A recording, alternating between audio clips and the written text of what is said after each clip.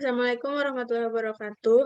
Nama saya Nuni Yuni Aryani, NIM 1900023105. Di sini saya akan menjelaskan terkait tugas farmakologi, yaitu lead exchange simulasi lab.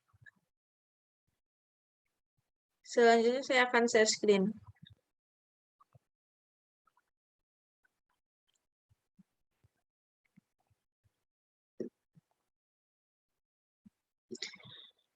Ini merupakan tugas yang akan saya jelaskan tentang lab exchange. Pertama, kita start simulation.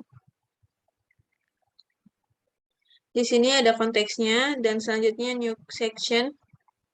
Untuk materials, di sini ada reagen yang terdiri dari S1, S2, S3, solution, dan sodium burette buffer.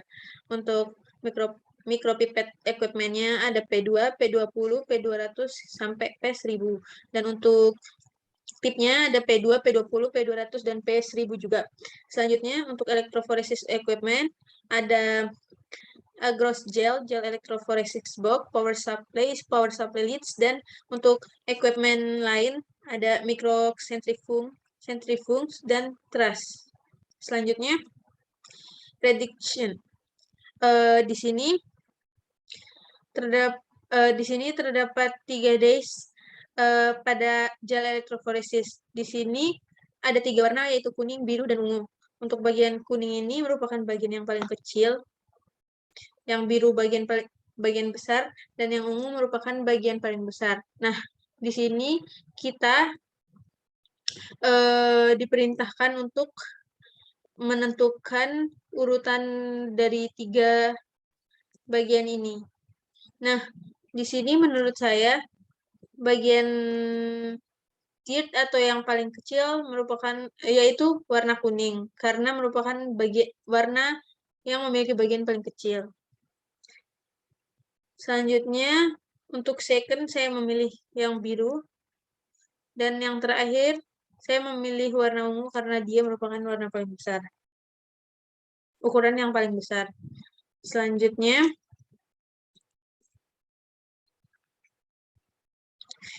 di sini merupakan protokol. Nah, yang pertama, prepare the electrophoresis box.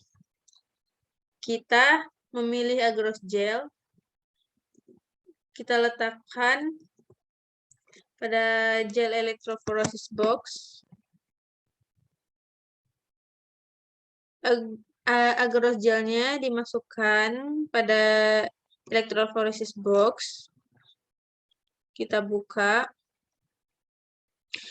Posisi ini kita ubah, kita putar agar berhadap ke bagian negatif. Seperti ini. Selanjutnya close. Selanjutnya kita tuangkan sodium burette-nya pada electrophoresis box. Seperti ini. Next.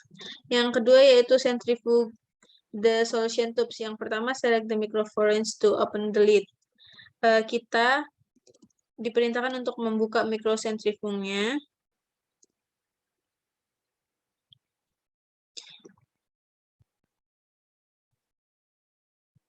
Di sini kita disuruh untuk memindahkan tub ini di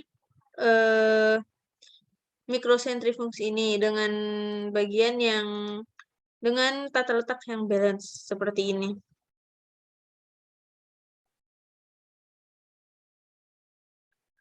Nah, seperti ini. Selanjutnya kita cek dia sudah balance atau belum. Nah, di sini centrifuge looks balanced and ready.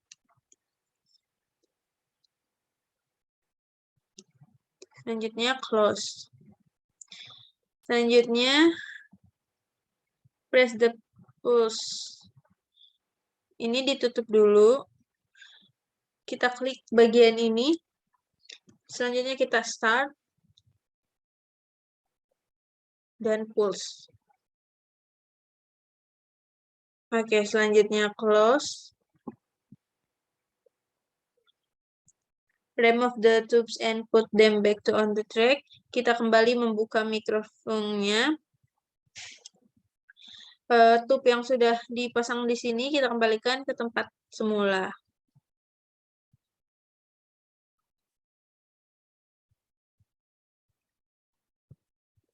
Seperti ini. Dan kita close. Dan mikrosentrifuganya ditutup kembali. Next. Yang ketiga yaitu draw up solution 1.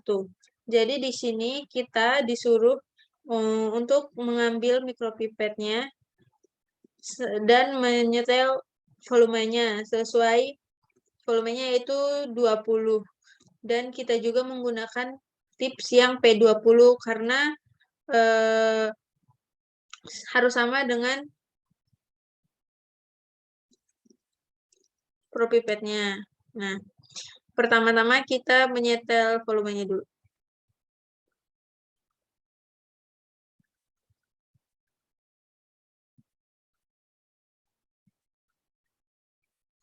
Nah, volumenya sudah 20 ya. Terus save volume. Kemudian kita membuka P20 tipsnya. Kita mengambil tipnya. Nah, selanjutnya kita buka pada S1 atau solution yang pertama. Kita ambil. Nah, selanjutnya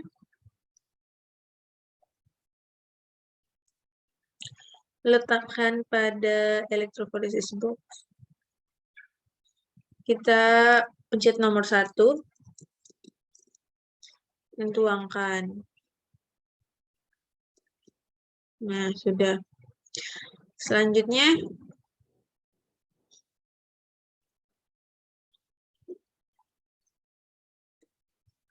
tipnya dibuang atau dieject karena harus mengganti dengan yang baru agar bisa mengambil yang kedua. Selanjutnya yang S1 ditutup, yang S2 dibuka dan mengambil. Seperti yang sebelumnya, ini dibawa lagi ke electrophoresis box dan dimasukkan ke bagian 2.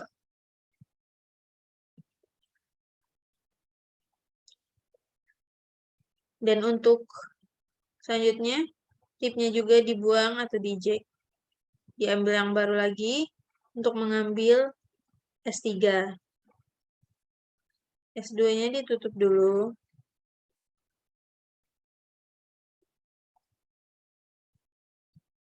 Oke.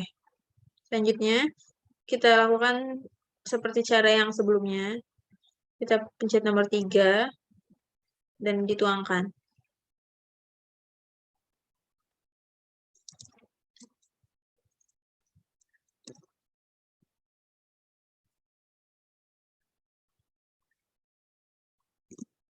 Selanjutnya done. Tip yang terakhir di eject, P20 tipsnya ditutup kembali dan mikropipetnya dikembalikan pada tempat semula. Electrophoresis box-nya kita tutup.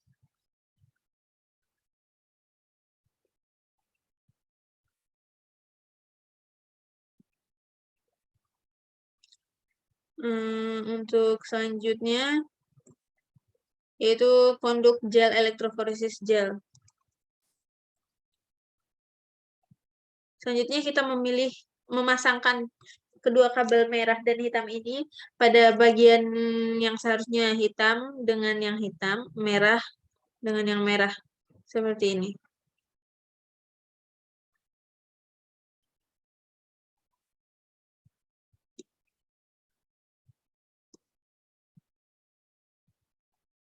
Nah, seperti ini. Selanjutnya yang merah dengan yang merah.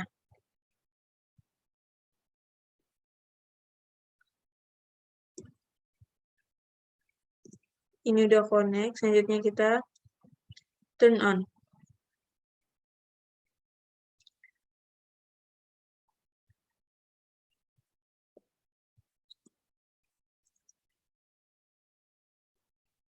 Sebentar.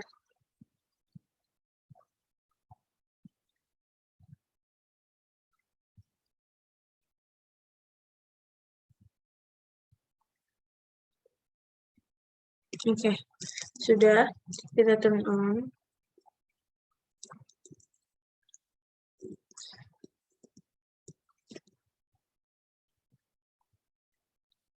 Selanjutnya set the voltage to 130. Nah, voltage-nya ubah menjadi 130. Set timer to 10 menit. Untuk waktunya 10 menit.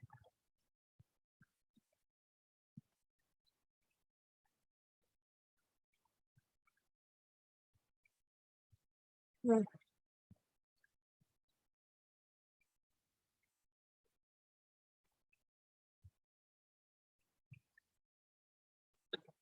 tujuh.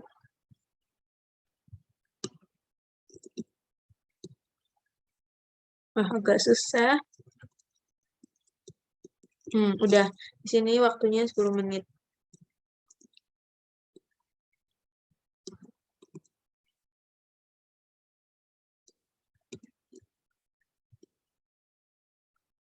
Selanjutnya start.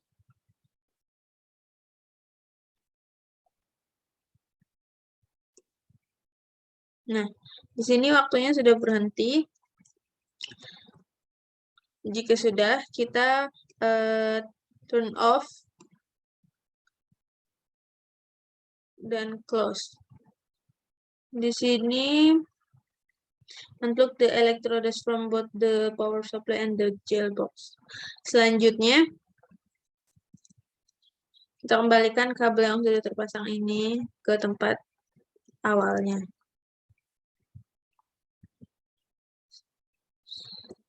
Seperti ini.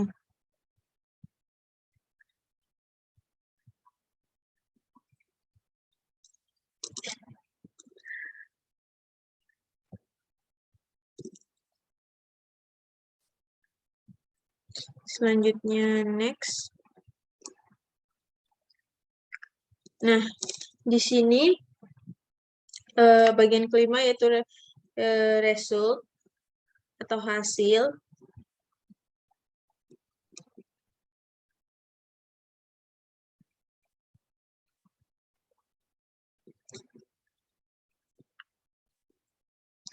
Di sini hasil yang didapatkan ada yang diprediksi ada 3, yaitu ini hasil yang telah diprediksi, hasil yang aktual seperti ini, dan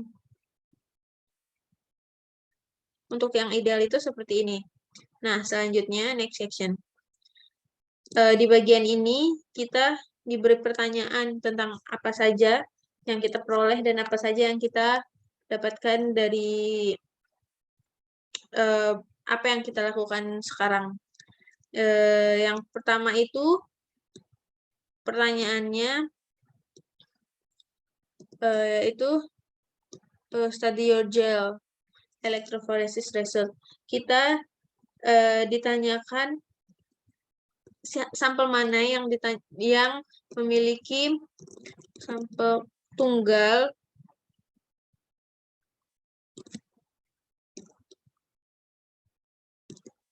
yang sampel mana yang mengandung warna tunggal dari eksperimen yang kita lakukan. Nah, di sini saya memilih yang bagian S3 based on the number of the bands karena menurut saya berdasarkan dari angka yang diperoleh,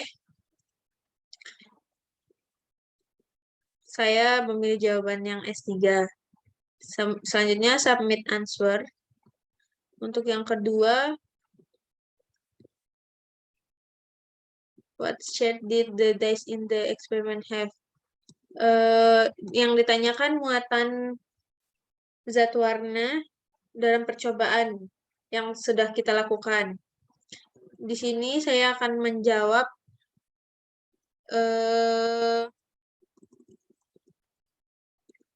saya memilih jawaban yang B karena menurut saya semua yang kita lakukan tadi yang berada di bagian semuanya berada di posisi positif, tetapi sudah pindah semua ke negatif. Jadi saya memilih yang B.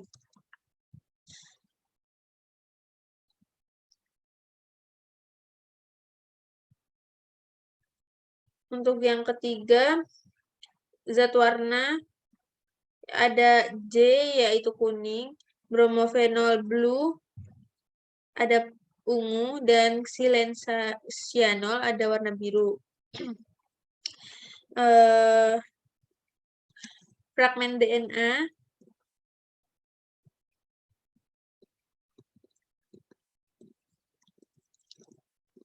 di sini yaitu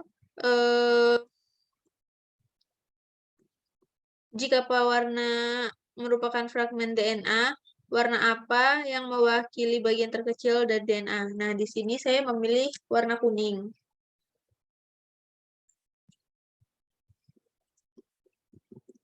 Selanjutnya, nomor 4. Jika dibandingkan antara dua molekul pada tinta biru, apa yang dapat disimpulkan? Menurut saya yang dapat disimpulkan dari bagian ini yaitu mereka menghasilkan ukuran yang sama. Jadi saya memilih nomor 3 C. Selanjutnya submit answer. Untuk yang nomor 5 ini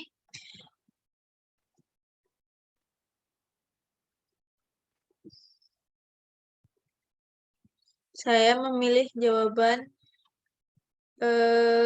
A.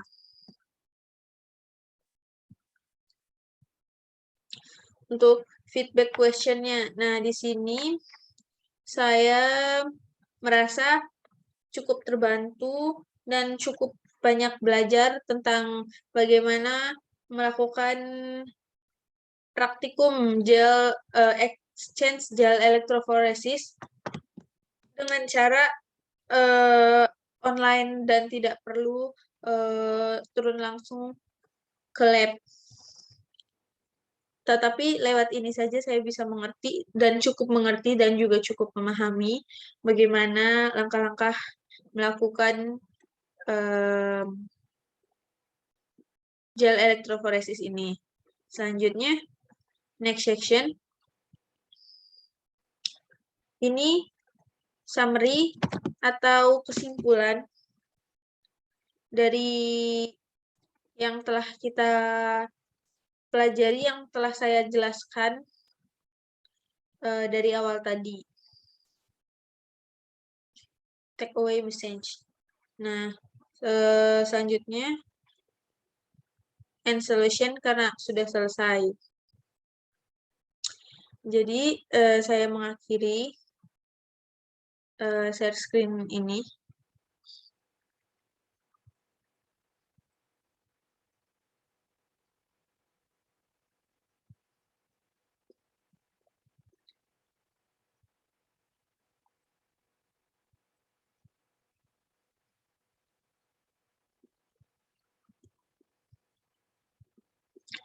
Mungkin